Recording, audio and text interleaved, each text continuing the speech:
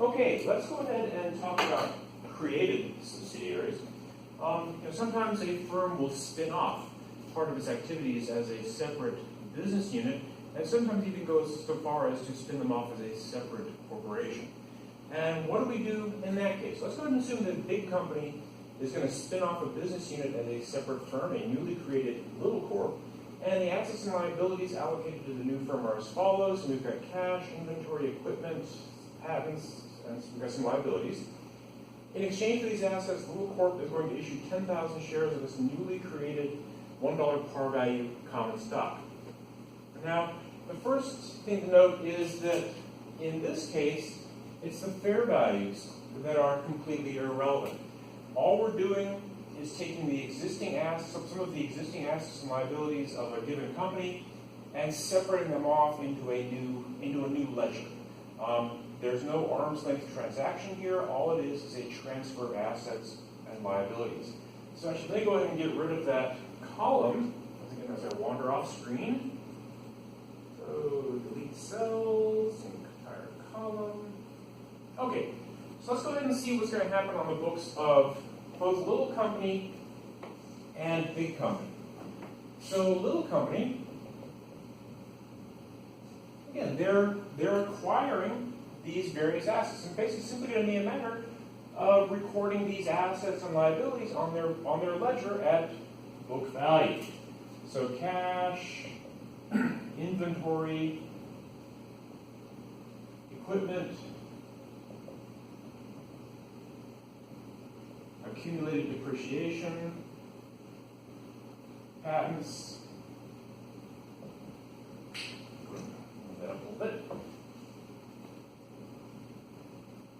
accounts payable and mortgage payable, and again, all simply at book value, 20, 30, 60,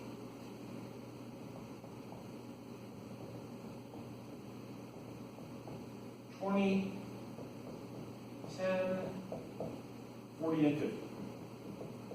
Okay, so here's the bundle of assets and liabilities that the newly formed little corp has acquired, assumed, or what have you.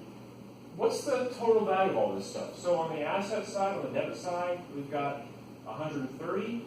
On the credit side, we've got 100. So the net assets, $30,000. And rather than crediting cash like they're buying these things, they're essentially, in a sense, they're buying these things by issuing 10,000 shares of newly created $1 par value common stock. So we're going to go ahead and issue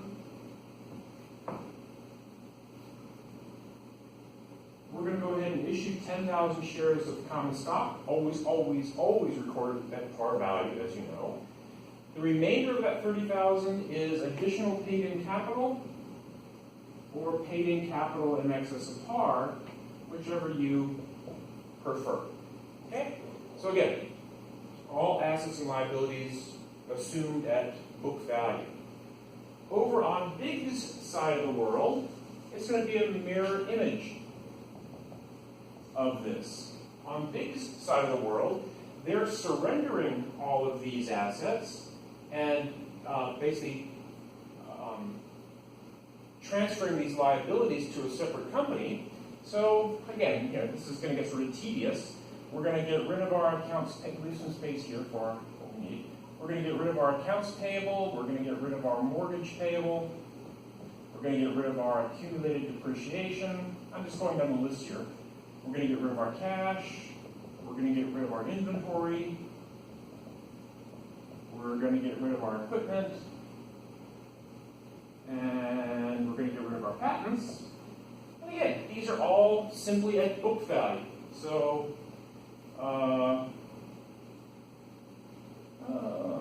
10, we can go quite in order, 40, 50, 20, 30, 60, and 20. Miserable bars on the board are always getting in the way. Now again, we disposed of all of these assets and liabilities. What did we receive in exchange? Well, we received 10,000 shares of $1 par value common stock, and this is going to be an investment. Again, we now own these shares of Little Company. And so we're going to have investment in Little